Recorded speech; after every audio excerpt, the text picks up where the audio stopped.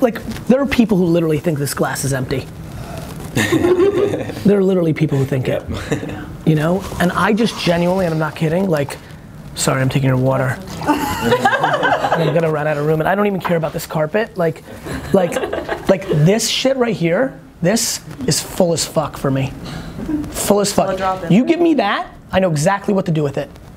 I know exactly what to do with what's in there. And that's it, that's my fucking life right there, in a cup form. That's it. Yeah. I know exactly what the fuck to do with this, and other people don't know what to do with a full fucking container. Yeah. There's something very powerful about consistency. Like, I eat my own dog food. Like, I think the thing that makes me sleep at night like a baby is everything I tell you to do, I do. Like, I don't even know how many followers, how many subscribers I have on YouTube. I subconsciously know, and like theoretically know, that I'm not growing on views on YouTube, and weirdly, I love that because I think I'm doing this like exchange program of people will watch like 4 months of Garyvee and they'll be like, okay, fuck it, let's go. Like, you know, it's so crazy when you say the same thing 84,000 different ways. You never know when the person on the other side's ready, and you said it that right way, and that became it. That's exactly what happened to me. I had to hear it so many times until I really realized what you were saying. Because a lot of people said the same thing as you said, but it had to be someone I can relate to, and someone that I really think, okay, he knows his shit. Like, he should know. It's gonna be interesting. The other thing, thank you. The other thing that's gonna be super interesting is when voice becomes real. I'm so deep, so heavy. I have a funny feeling like a lot of people hear me on social and are going, and it's working. And in like 26 months when they plateau, or they've had success, you know, plateau comes not like you stopped growing. Plateau sometimes is, you don't love it as much. Yeah. Like, you don't feel on fire. It'll be interesting. I'm really fascinated to watch what happens. Like, the level, I've been really thinking a lot lately for the first time of like, oh shit, 5 years from now is gonna be really cool. Level of recalling content. Like, I'm really into like, we're not doing a good job with this, but we're redoing the team in a way that I think will. Like, there's so much Throwback Thursday, like content that I should be putting out. Like, it's just so interesting to watch something from 2012. I love when I do that stuff, but we're not really going hard yet. Yeah, it's also great to see, like, it's the same messages over and over, but then there's that like the evolving over time, and the story is like amazing. And like, people, when I'm telling people about you, it's like, oh, it's the same message, and I'm like, yeah, but you gotta really pay attention. There's like, nuances. Yeah. I mean, in every and then the most important part is, I don't think what people realize is, especially if they want something for themselves, it's not about the content. It's about me executing the awareness of the content. It's meta. Like, once you get it down, the reason I think I have longevity is, cool, you've got it down, you're in the same wavelength, cool. By the way, which is rare. People are like, it's, you know, anybody who says, oh, it's the same stuff, is actually not in the zone. Right. They're looking for an excuse, like, it's the same stuff, AKA, I'm not gonna let you get away with it. Yeah. Which is why most people don't wanna actually stick with me or like it. They want the excuse. They want someone to tell them, oh, it's okay. 100,000%. Or what's the saddest part is they want the bullshit version of me, which is I'm gonna make you pay me to make you feel that way, and because you're paying me $900 a month, you think you're doing something. That's the motivation for some people too, is the money. Well, on the other side, but I'm talking about the person that's consuming it. The reason it's the same thing is they want the excuses and they want somebody to say it's okay, but there's a scarier one to me. That's okay, that's like that one's kind of like you're compassionate but not thoughtful, contemporary, right? Or it's not okay, let me phrase. It's one of two people that gives you room to be, it's okay. They love you blindly, your mom, if you're lucky enough, your sister, brother, whatever. Somebody who loves you and thinks they're doing the right thing, or somebody who loves you or doesn't love you that just likes misery, loves company. Like, the worst thing would be for you to shine. And not that they hate you, it's just they hate themselves. Yeah. And if you go and win, that sucks. So they're like, no, it's okay, because like, stick with me, let's watch the rodeo tonight and do nothing, right? North Dakota. Let's watch the snow melt. But the scarier version of that, to me, is the bullshit version of me. When I watch people comment, they're like, oh, I get more value from X. I'm like, fuck.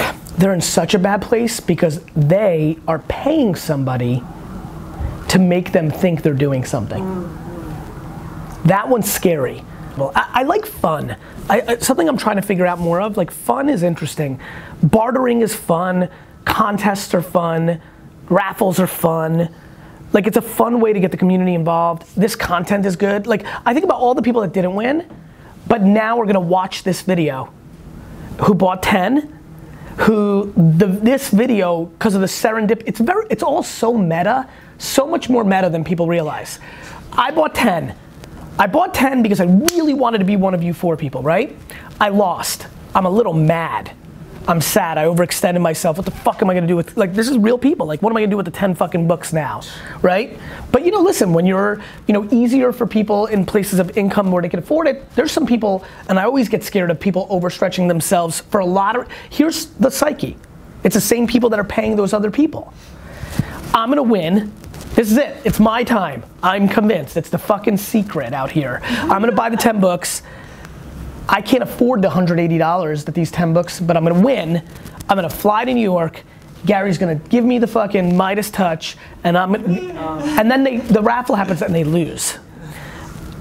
That's devastating to me. What's exciting to me though is they lose. This video is gonna be put on YouTube, Facebook, LinkedIn. They're gonna watch it, and something in your question makes them willing to promote now and not be like scared about it, and the 17th time they do, it was the thing that led to the same thing they were trying to do and get by the Midas touch in this meeting. It's how it works for real. Interesting, right? Awesome. Like people are just not, you know what? It's the way I think about branding and internet marketing. Internet marketing, AKA last touch attribution, quant-based, math-based selling, people aren't being thoughtful. They don't think Facebook works as good as Google because a Facebook ad cost them $88 to get a code sold and Google $72. What they don't realize is Google does no branding and every picture and video did branding for you on Facebook. To live that long. Like, he's 21 years old. It took another 10 years before I even made my first video online. He's got 10 more years of living. Super inspiring, by the way. Right, you're 32. I was 31 years old. I was 30 actually, it was February 26th, but it was, you know what I mean? But at 32, I was 2 years into Wine Library TV and nobody gave a fuck. And to be very frank, at the level that we're even talking about, nobody gave a fuck 18 months ago. Some people gave a fuck. You know, now everyone's gonna eventually give a fuck, but yeah. Since I'm in New York, I brought this bag where I printed your quote. It's one that I really live by. Like I really don't complain at all for nothing and never at all, especially because of my dad's life and my mom's life. And well, that's mine too. Yeah. You know, we're so lucky about the mom and dad's life. Absolutely. My mom grew up in Soviet Russia, lost her mother at 5 years old. Her dad went to jail for 10 years when she was 8. Like, she came to America with nothing. She raised 3 kids by herself, not one housekeeper for one day ever. Went on one family vacation, never bought anything, like, and never complained. Yeah. So I'm struggling. Yeah. I'm struggling. Yeah. I'm struggling. When I hear people complain, I really get mad. Like I get furious. I get empathetic. I get empathetic. Also, I do. I don't get mad. I'm telling you, I get empathetic. I realize they don't have perspective. Yeah. Yeah. If you have perspective, I just almost wish every day that people could, you know what I would love virtual reality to do? That there would be an app. I would build an app called Your Family Died. That would be my app. You'd go into VR, you'd walk in, it'd feel real, and you'd watch your family go into a car accident and you'd see their fucking death. Right? And then you take it out and then you live your life. I promise you, you'll be happy as fuck. Brings back to your Tony Robbins video. And that's so funny. The first time oh yeah, right? He said he was, like, that was an interesting moment, right? Super interesting, yeah. We were very different on that. Powerful, yeah. He was, what was he? He was like 15, he does something in the morning? Yeah, I don't remember. Affirmations in the mirror. Yeah. Oh yeah. And I'm like, I just make pretend my mom's dead. Yeah.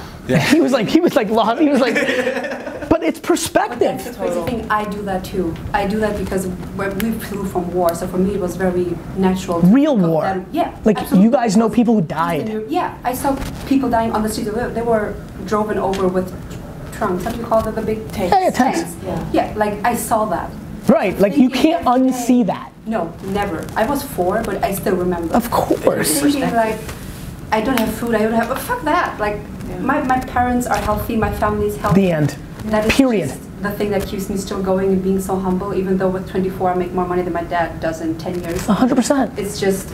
I genuinely think I'm going to be like one of the most famous, impactful people ever, and I feel like I'm gonna feel the same way I feel right now, which is like, yeah, okay, like like cool, like what? Yes, great. I'm excited, but like, I don't know. It's just so obvious to me that people that have perspective and don't, you know. And then I'll die, and for 48 hours on whatever the way we communicate as humans, I'll get a ton of love. You'll all tell your stories, and then everybody will move on. Yeah. And so like, that's how I feel. Like if that's what happened to Prince, if that's what happened to Maya Angelou, if that's what happens to like, well that's what's gonna happen, like, what? So, that's it. I actually had the opposite experience, a spoiled little brat, and then, you know, started smoking weed at like, 15 or 16, and my dad just like said, like, I'm not giving you shit. Took away everything except for the roof, pretty much, and just started like, And was that good? It was a bad relationship. Sure, but in hindsight, are you happy that happened? But I'm happy because that, of course, because I had no interest as a teen. It was just, of course, like, and then everything started just opening up. It's like, yeah, just honestly, bro, I swear to God, and I really want this for you. That honestly, it's kind of it was like either I give you stuff or the weed, and I'm like, well, I would prefer to be myself, and I went that path, and that was interesting. Go ahead. Just putting pressure on the system, however he contextualized it. These are all the things. Like, you know what's funny? I said this once before. I used to say this. I don't say it much now. You know, I just think, you know, there's not a lot left here, but like there are people who literally think this glass is empty. There are literally people who think it, you know? And I just genuinely, and I'm not kidding, like, sorry, I'm taking your water. I'm gonna run out of room, and I don't even care about this carpet. Like this shit right here, this is full as fuck for me. Full as fuck. You give me that, I know exactly what to do with it. I know exactly what to do with what's in there. And that's it, that's my fucking life right there, in a cup form. That's it. Yeah. I know exactly what the fuck to do with this, and other people don't know what to do with a full fucking container. You can't lose by pushing against your parents if you follow your heart, because A, if you're successful, you're a fucking messiah. And if you're not, later, when they're really old, they're gonna look you dead in the face. Hopefully nobody dies and everything. You get this moment, they'll be proud of you for going for it. Your mom will secretly say, hey, by the way, remember 28 years ago when you went for it and we were mad at you? I'm proud of you because I didn't go for it. And my mom once told me that she didn't go for it either, your grandma Nat. You know what I mean? Bella said our parkas that you can mix and match, meaning it's a real 4, so raccoon and fox, whatever, so it's expensive and luxurious. And what I'm struggling with is that I hear from a lot of people, oh, you should go on Amazon and leverage that, and eBay and whatever. But because it's such a luxury product, I'm afraid of putting that on Amazon and eBay and changing the experience. The experience is one thing. I was worried that you were worried about putting it there for brand perception, that those platforms would cheapen it. Also? Good, that's what I think you're actually saying. Yes. Because the experience is you're fucking shipping it. Yeah. DHL is DHL, or UPS is UPS, or whatever's shipping it, right? Like, yeah. I don't think that's what you're actually talking about. You're talking about... No, I mean absolutely the cheap part, yes. It's not an issue. Okay. If you say it, it's fine. Let me break it down for you so it's not just blindly, just listen to me. Yeah. If somebody of high net worth, look, if somebody's buying fox fur or raccoon or whatever, how much is it? Starting from 300 up to 600 euro. Yeah.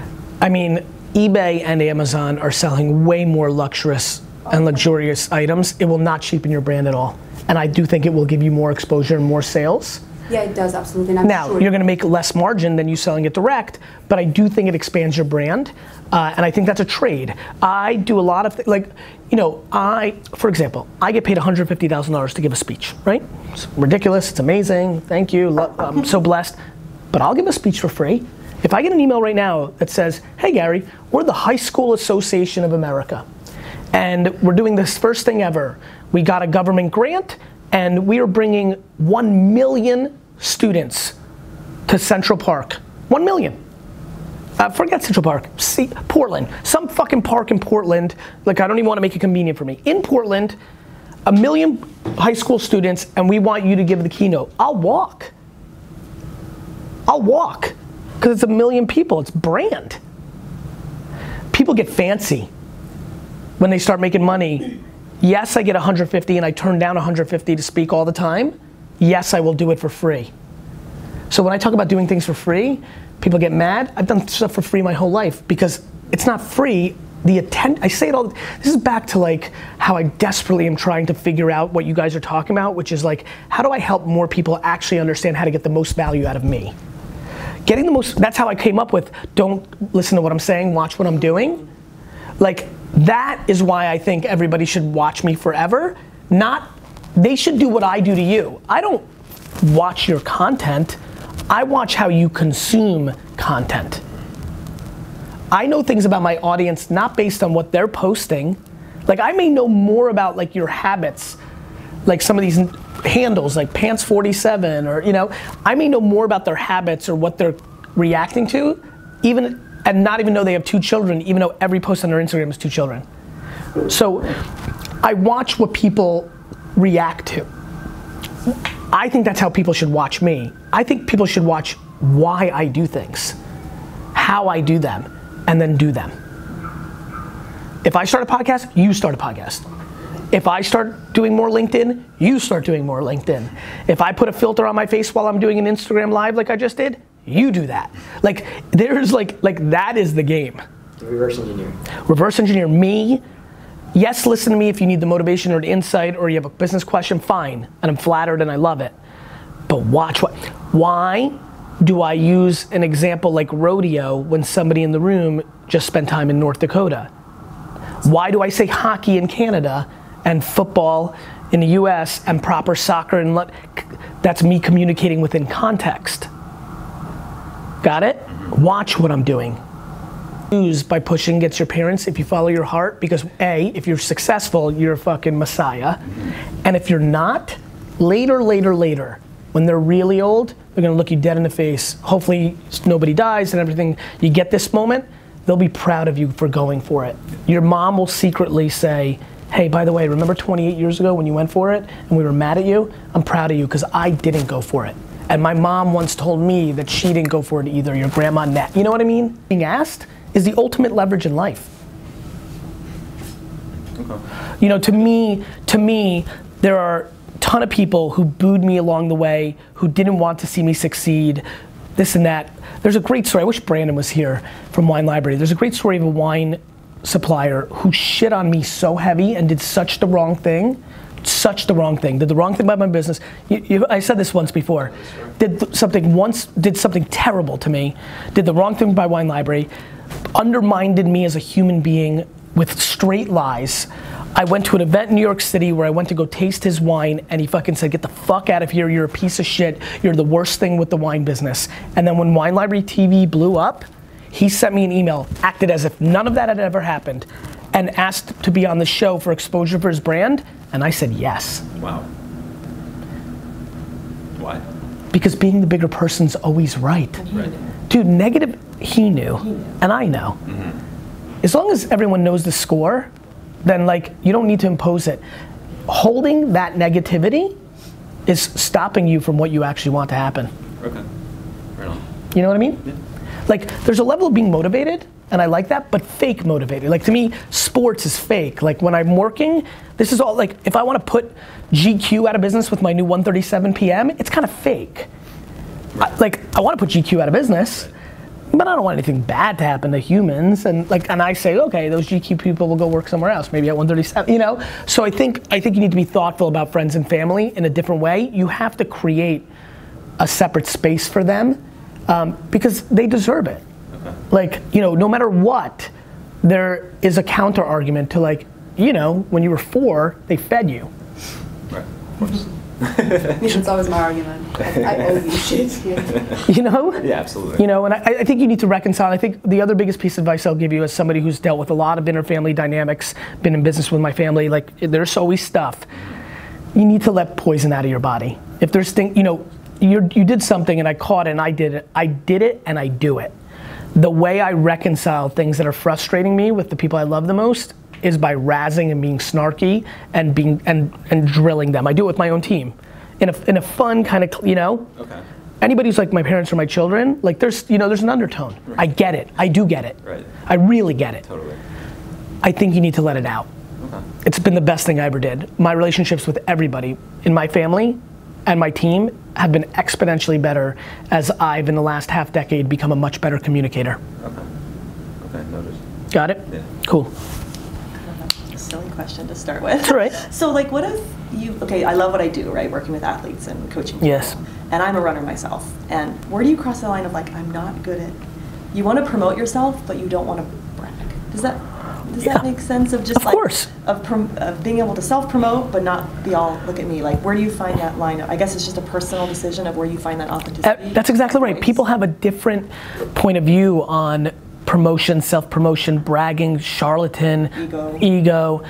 You know, everybody's got, look, I mean, the video camera, look, the video. I know, wrong. No, but I mean, it's a really important point. Like, yeah. I, no question, sat for a good week and was like, oof, really? Like, I'm gonna really let somebody follow me? Like, what does that look like in real life? I mean, this is 3 years ago now. Because I've had some really cool jobs, but I don't want to talk about them because I feel like it's bragging. But yet it's like my experience. Here's what I would say, couple things. I never think the truth is bragging. Okay, that's a great point. It's very hard for me to understand how the truth is bragging. Yeah, that's a good point. You know? Yeah. It's just the truth. That's my now, experience. let me tell you another way. You wanna go a different way?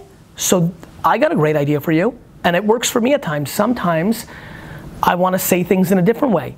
Maybe what you do instead of bragging is you hit up hundreds of running and strength and health and wellness podcasts, little ones, and ask them to interview you.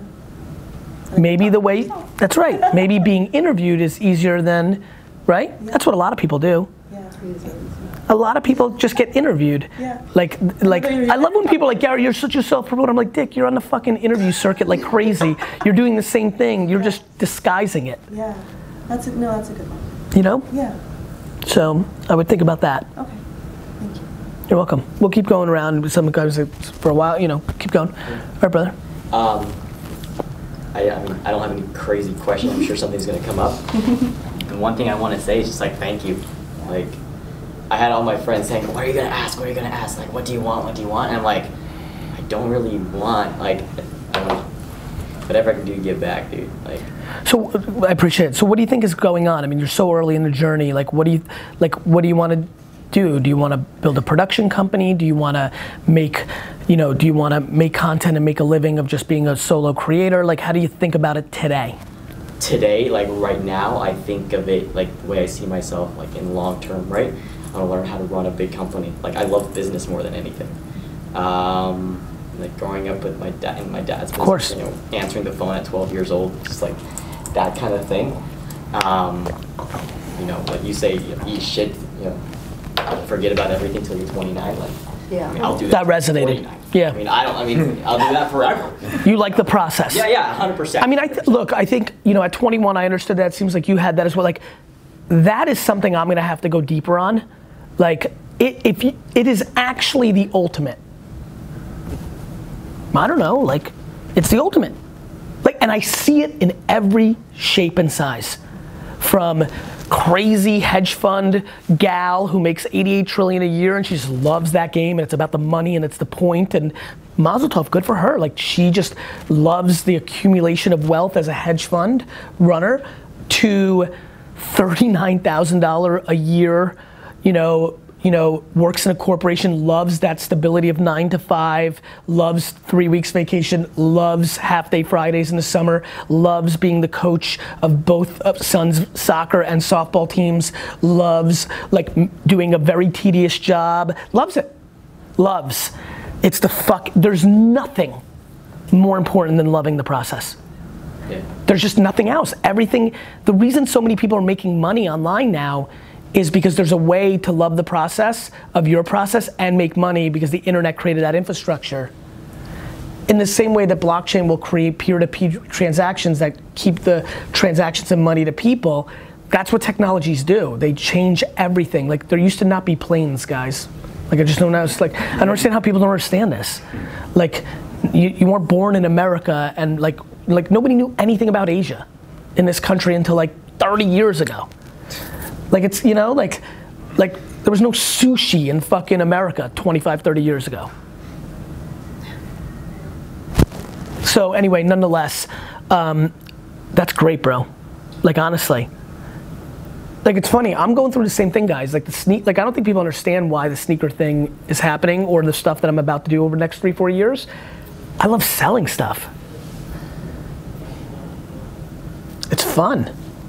Like, the idea of buying something, I love selling, but I love selling actual stuff more than I like selling. Like, I don't like selling VaynerMedia's services. I do not get a high. I had a great meeting yesterday. I probably sold something yesterday for $7 million. Like, in fee. You know, I'll staff it and we'll have 5 against it. I'll make $2 million profit. Not fun. Like when we do a one-off t-shirt on my Instagram swipe up, like, when, you know, like, I always wonder if like people understand me. Like, that's the high. Like, hey, we sold $3,000 worth of t-shirt. I'm like, yeah. You know, 57 people have that t-shirt. That's cool. Do you feel that because like you feel like your brand's getting out there, or like no, not with 57 people. One Instagram post. You know, first, there's a couple things. First, it's so humbling that in the same way that I want to wear a Macho Man t-shirt, that you got like it's cool to be like this human. It's just interesting. It's cool that your friends think this is cool. Like, it's like it's back to like not getting too high. Like, all the nice things you guys said. It's funny that like somebody's 2 comments in a row. This happens all the time to me. Like, literally 2 comments in a row in an Instagram or a YouTube post. Jesus Christ, Gary, you're like Jesus, right? Next post. This guy is so full of shit, he's saying nothing. Nothing ever. Right behind each other. They both grow through me the same way. Yeah, like, we could go to my last post, I guarantee they're both in there. I just don't hear it. I don't hear it, because I'm in my process. So back to my answer, no. I think my crescendo, like my most calm, because I'm an operator too. Like, when I hear big company, where I get scared is I'm like, I hope that kid understands the skill set it takes to be an operator. Not a creator, not a seller, an operator is very different, which I was blessed with as well. And there's no question the underestimated part of my career. I don't think people understand what I actually do. Like, you know, I don't think people understand the magnitude of like building from scratch, zero, $1 billion revenue business around services, not an app, right? Services. This is fucking intense. You know how many this business does 150 million with 800 people? You know how many businesses do 700 million with 43? This is not a good business. This is hard. But that's okay. I know why I'm doing it. And I'm doing it because when I buy a wine brand or a sneaker brand, when I buy K-Swiss, and 52% of the people here now are K-Swiss, and K-Swiss actually becomes Nike or Adidas, like, that's why I'm doing it. I think it's strategy. I think personal development done right is actually strategy. It's like being optimistic is actually it's actually why I'm poking a little bit, like I want to get some, like, to me, when somebody's winning, quantifying anything that's a negative is so important because you want to put them in the right shelves. Okay. Yeah. Like, what are the right ones? Right. You know? Yeah. Like, I know, you know, there's a big difference of like remembering everything, you know, versus contextual. Like for my father, it's hard. He doesn't get over things, and I watch it, and I could sense it. You know, you have to, because you have so much more upside then. Yeah. So, you know, I think my thing is I run hot and cold, I run high and low, I pull from opposite directions. What I like about you is I think you understand mentality, but then you also do. When I hear personal development and motivation, I get scared because I see a world, whenever I do a keynote with Tony Robbins, I'm doing some events, I genuinely believe that audience skews towards not doing. I genuinely do. I think they go to that conference to get motivated, check the box, a version of paying somebody to be in their mastermind. I'm doing something. No, you're not. And I genuinely think that that's why I'm a lightning bolt in a lot of ways as a personal, and like it comes from like, there's people have very different and like passionate reactions to me because I'm doing something fundamentally different. I really am. I believe in that mentality, strategy, you know, but fuck man, you better work. Absolutely. If you want, you don't have to work. You have to know yourself, but like nobody's building $1 million business on some trick or a shortcut. It's crazy how much just comes when you put yourself out there. Just the doors open up. For me, it's always about execution. It's my same thesis on names. When people are like, what should the name of my thing be? I'm always like, it won't matter if you can execute. On faking it till you make it. Like back in university, I picked up Illustrator. I was never doing the homework. I was just doing skills on the side, like learning Adobe, this or that. And basically, York went on strike, the school I was going to, for 3 months, and I decided I wasn't going back. I dropped out, and I basically had been using Adobe Illustrator for 6 weeks, and I went to a job interview, and everything they said, I was just like, yeah, I can do that, no problem. I wrote it all down, and I like went to me, brother, that's a little bit different than somebody going on. Here's what I fake it till you make it. Yeah, I'll tell you what fake it to make it is. A kid rents a tuxedo, goes to his uncle's best friend's house, rents a Lamborghini, drives it to that house, pays some Instagram models to come and be in bikinis, and then say, this is my life, and you can do this too if you pay me $6,000 to teach you how. And there's a lot of that. Or like borrowing, like, I've literally had people say, Garyvee, you can help me. I read a lot of shit. Garyvee, you can really help me. I need your help. And the next line says, if you lend me $10,000, I'll give it right back to you. And so once in a while, I'll play a little bit, and I'll be like, for what? They're like, and they're like, I know you hate it, but I'd love to take a picture with it. Anonymity? That's weird you said that. I actually randomly, for the first time in 5 years or 8 years, had a random thought of like, whoa, what would it be like? Oh, actually, it was 2 nights ago. My friend Lou was like, I went to Vegas and did this thing, and it was just something about the way he said, I'm like, and nobody knew who he was. It's funny that it was the first, it's so funny you asked that. First of all, nobody's ever asked me that question, and I've never thought about it. This is what I believe in, like everything's in the air. Obviously, in some weird way, it's not that I miss it, everything has a price. Everything has a price. And if you aspire, if crazy and ambitious and wonderful thoughts of like Maya Angelou and Gandhi run through your head, you're gonna have to realize, cool, that also means that there's going to be not many times ever again that I will not be known, and that is weird. Because I almost can't remember it at this point, and it's only been 18 months where I now know if I'm out, I will be recognized. Only 18 months, even though I've been around for a decade, only 18 months where I know for fact it's impossible for me to go somewhere and not have somebody know who I am. Now that's because mainly I'm in New York. Like it's also where it's not like if I went to North. Well, yeah, I mean, no, I know there's people there, but in reality. Even in Kosovo, when I went there to expand my team, so I looked for developers in Kosovo and I found them there, and I speak the language, it's perfect. So I went there and I told them about you, and I brought the 10 books and I gave them away, and everybody knew you. I mean, it's East Europe, and they still know you. No, I know. It's like even in North Dakota and Kosovo and random people. Like, I mean, I was in the gym this morning at 6 o'clock, and I'm like taking a shower and getting ready to come here, legit, and like the guy is just like, I don't know, he's like getting shaving cream or something like stupid, right? And he's like, oh no, I don't want to get in your way. And I'm like, oh, that's cool. And I just decided to ask him how he's doing, and you know, we're just literally in the locker room, right? And I'm like, oh yeah, I'm meeting this one dude, you know, in New York. It's like, I'm super excited. It's like, oh, Gary? It's like, you know who? That's the first thing he thought of. Like, Wait a minute. No. Yeah. You said I'm meeting a random dude to a random dude in a gym, and his first thing was you're meeting Gary? No, I said, oh, okay. I said, I'm meeting this guy who owns an ad agency. And he's like, oh, you're meeting Gary? Okay, well that's not bad. That was like, that's good. Yeah. No, it's happened. So yeah, I mean the answer is no, but I'm aware that it's never gonna be like it was. And I lived, unlike, I think it's unusual, no, it's not unusual, what's the right way to put it? 40 is not the most common. You start having, fame comes for athletes and actors and like entrepreneurs now becoming famous is also the 20s and you're really passionate about something. If you really want to do something, you should absolutely do it for free as long as you can humanly do it. And in your 20s, you're more likely to be okay with living with your folks.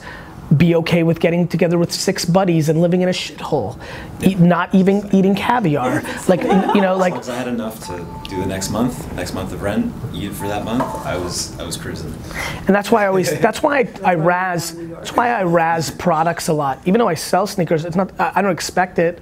Like, I don't want people to buy watches or Supremes or even my sneakers if they can't afford it, Not if it's coming at the expense of them investing in themselves. Go ahead. We'll keep going around and around and around. Go ahead. When you get where you want to go and you have hard choices to make, the things that motivated me before kind of don't motivate me now. Of course. So is this ever something that you struggled with, and do you have any advice? Oh, I don't think it's a struggle. I think it's an accomplishment. If you're in a place where you're motivated by something, do you know how many people live 88 years of their lives motivated by money? And never get away from it because they never achieved the money. Right. Interesting. You know how many people are motivated by the chase of fame for 92 years of their life and never stop because they never got famous? Right. Like this is such a fun, this is what this is about. Yeah. That is such a subtle terminology shift. You've been looking at it as a negative. Yeah. It's a massive, it's a massive positive. Absolutely, yeah. And like I said, I in my 20s, I apologize, but I want to frame it for you. Yeah. Like, I'm secretly worried that I'm going to get to a place where I'm not going to care anything about business, and it's the love of my life. Right. 75 is going to be some run, Oh yeah. It gets weird. Like, of course you don't get motivated by the same things. That's a great accomplishment, brother, especially at this young of an age. Thank you.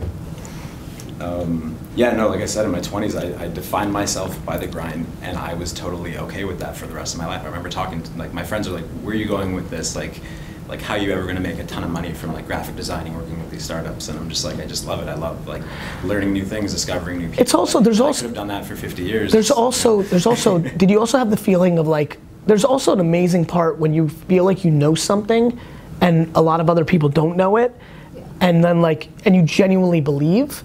There's an incredible feeling of accomplishment when you know the unveil. I mean, I got ragged on so heavily for starting a YouTube show. Right. Made fun of for starting a website.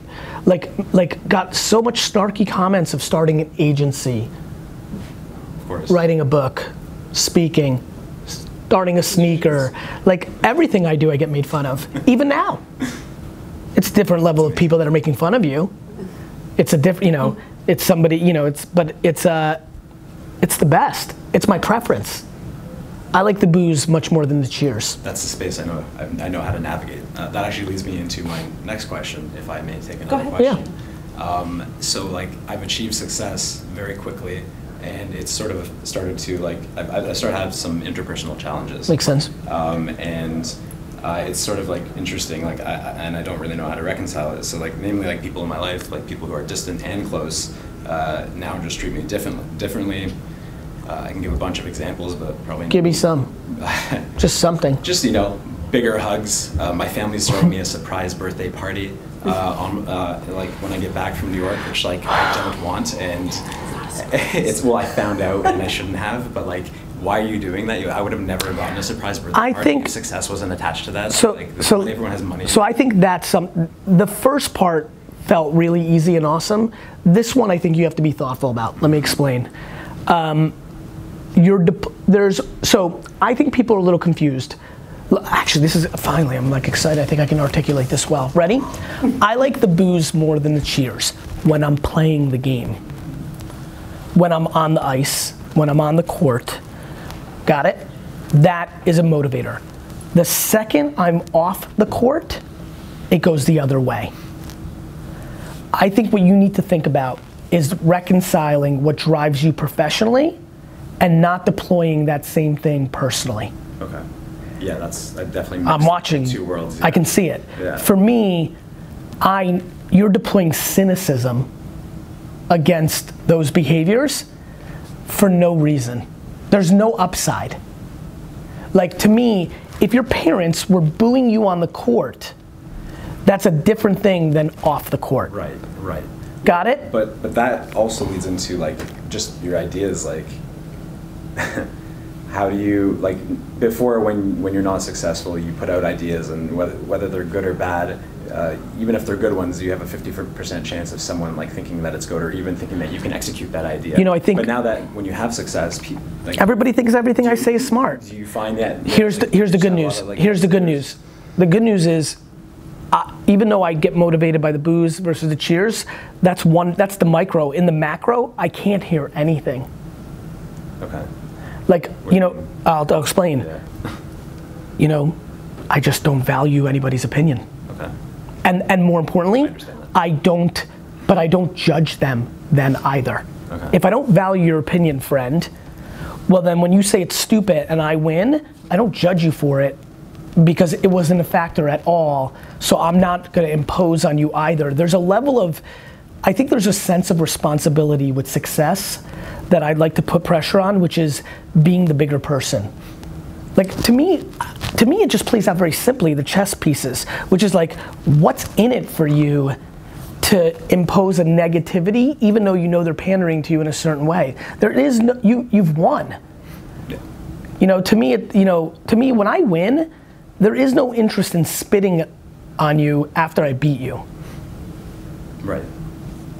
That makes sense. Yeah, I mean, like, I just don't see, like, you won.